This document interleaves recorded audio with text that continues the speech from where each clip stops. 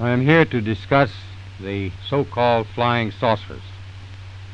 The Air Force interest in this problem has been due to our feeling of an obligation to identify and analyze to the best of our ability anything in the air that may have the possibility of threat or menace to the United States.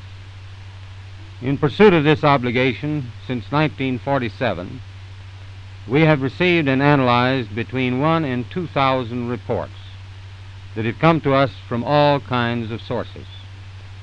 Of this great mass of reports, we have been able adequately to explain the great bulk of them, explain them to our own satisfaction.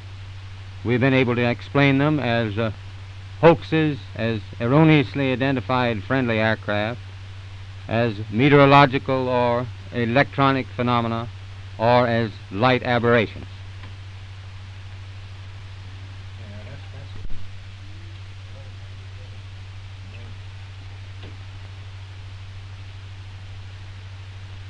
However, there have been a certain percentage of this volume of reports that have been made by credible observers of relatively incredible things.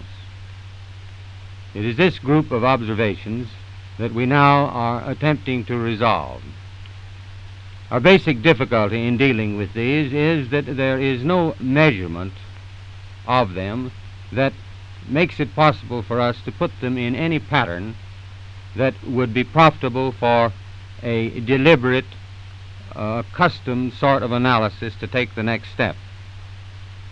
We have, as of date, come to only one firm conclusion with respect to this remaining percentage, and that is that it does not contain any pattern of purpose or of consistency that we can relate with to any conceivable threat to the United States.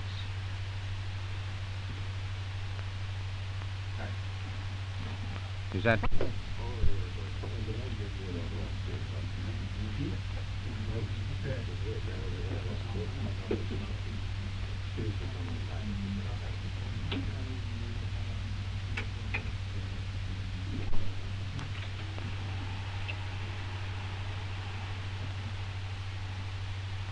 We can say that the recent sightings are in no way connected with any secret development by any department of the United States.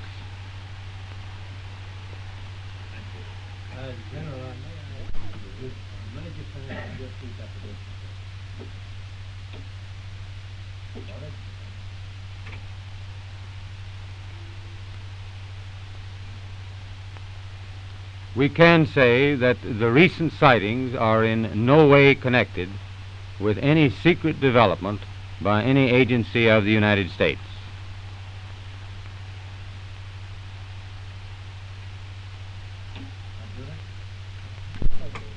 Watch me for the signal there, sir. Start. I'll start when you throw it down.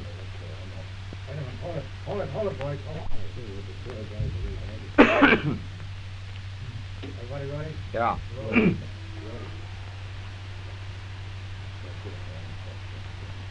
Major Keyhoe, as author of the book Flying Saucers Are Real, what is your opinion of these new sightings of unidentified objects? With all due respect to the Air Force, I believe that some of them will prove to be of interplanetary origin. During a 3-year investigation, I found that many pilots have described objects of substance and high speed. One case, pilots reported their plane was buffeted by an object which passed them at 500 miles an hour. Obviously, this was a solid object, and I believe it was from outer space. Minister of Defense in the 1960s, shaping the country's armed forces for years to come. It was only in his retirement that he says he made a life-changing discovery. He became the first cabinet-level politician from a G8 country to publicly state that there is extraterrestrial life present on Earth. Is this an elaborate fantasy, or aliens science fiction, or is there something to claims of their existence? Extraterrestrial life. For ages, humanity has wondered, is there anything else in the cold darkness of space? Skeptics say there is no proof, but there have always been those who dared to dream. And some even claim to have seen things with their own eyes. Do aliens exist? Are they already here? Do they pose a threat or a chance for salvation? Honorable Paul Hellyer, former Minister of Defense of Canada, and he believes that life forms from space exist and are present on Earth. It's great to have you with us on our show. Why do you say that UFOs are as real as the airplanes flying over our heads? Well, because I know that they are. They've been, as a matter of fact, they've been visiting our planet for thousands of years. And one of the cases that would interest you most, if you give me 2 or 3 minutes to answer, is during the Cold War, 1961, there were about 50 UFOs in formation flying south from Russia to across Europe. And the Supreme Allied Commander was very concerned and about ready to press the panic button when they turned around and went back over the North Pole. So they decided to do an investigation, and they investigated for 3 years, and they decided that with absolute certainty that 4 different species at least, had been visiting this planet for thousands of years. So that's, we have a long history of UFOs, and of course there's been a lot more activity in the last few decades since we invented the atomic bomb, and they're very concerned about that and the fact that we might use it again. And because the whole cosmos is a unity, and it affects not just us but other people in the cosmos, they're very much afraid that we might be stupid enough to start using atomic weapons again, and this would be very bad for us and for them as well. So no serious scientist has ever publicly confirmed evidence of an encounter with extraterrestrials. Why would scientists not confirm the facts if they exist? I'm afraid they must go out of their way not to find out. Because if they did, you know, even 10% of the amount of research I've done in the last 8 years, they would be as convinced as I am. I mean, they could do it even faster. Might take them a little longer when they didn't have a military background. But there are so many wonderful books that tell these stories, and they've been authenticated. The sightings have been authenticated by more than one witness, and also by radar. And they have landed in various places around the world, including Russia. There's a famous case there. I can't remember the name of the place, but it was widely reported at the time. A man wrote a book about it, and then the French bought the book rights so that it wouldn't be circulated around. There's just so much evidence. If anybody will take the time off to do a little bit of research and study. But people just are, you know, some people are interested and will take the time, and the others just say, oh, you know, it's just fantasy.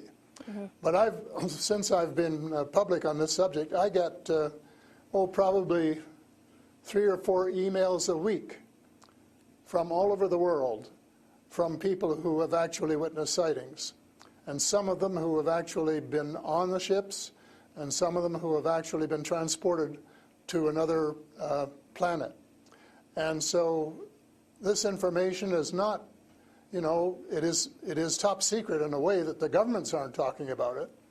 But if you listen to the whistleblowers and the people who have worked in the industry and who know what is going on, there is just a lot of information out there, and it doesn't take very long to get your hands on it. But see, the problem is that some people who report UFO sightings and alien abductions have been shown to make things up, and to make things up to be famous, to make money, or just for a prank. How do we tell fiction from a fact? Well, you have to spend a lot of time trying to find, we used to say, separating the wheat from the chaff, and it takes a lot of effort. When I was minister, I got sighting reports, and when we checked them out, about 80%, about 8 out of 10, were not real. There were sights of Venus or plasma or, you know, a dozen other things, but there were 15 or 20% for which there was no explanation, and they were the genuine unidentified flying objects. these things go way back. One of the conferences I went to was in Las Vegas, was promoted by a chap who had written a book about crashes. And there were dozens and dozens and dozens of them, and many of them very, very well authenticated, so that it would be impossible to read all of that evidence and not to come to the conclusion that these vehicles were real. Have you ever had your own encounter with aliens? Not encounter with aliens, no. I have seen a UFO about 120 miles north of Toronto over Lake Muskoka, where I have a cottage. And 2 years ago, last Canadian Thanksgiving, which is October, my wife decided she wanted to go out and look at the stars. So I'm not much of a night man, but I put on my cap and went out with her. And she looked into the eastern sky and said, "There's a star." And I turned around the other way and I said, "Oh, there's a much brighter one over here." And she looked, and it was. And we watched it until our necks almost broke for about 20 minutes. And it was definitely a UFO, because it could change position in the sky by 3 or 4 degrees in 3 or 4 seconds. And I checked out, there were no satellites that could do that. The space station wasn't going by, and it isn't able to move that fast anyway. And there was no other explanation except that it was the real thing. And 2 days later, I went down on the dock, got a comfortable chair, and watched it came back almost to the same spot and entertained me for as long as I could take it. And then I went back to the cottage. But it was very interesting, because it would drop down in the sky, and then it would roar back up, and then it would shift across a few degrees and do a circle and come back at a speed, but just astronomical speeds. As you know, they travel very, very fast. So does it just look like a falling star that falls really quickly and then rises again? What does it look like? Well, it just looked like a star. It just looks like a star. Right. And I don't know if you're a person who's ever read the Bible or not, but I think the Star of Bethlehem is one of God's flying saucers. Mm-hmm.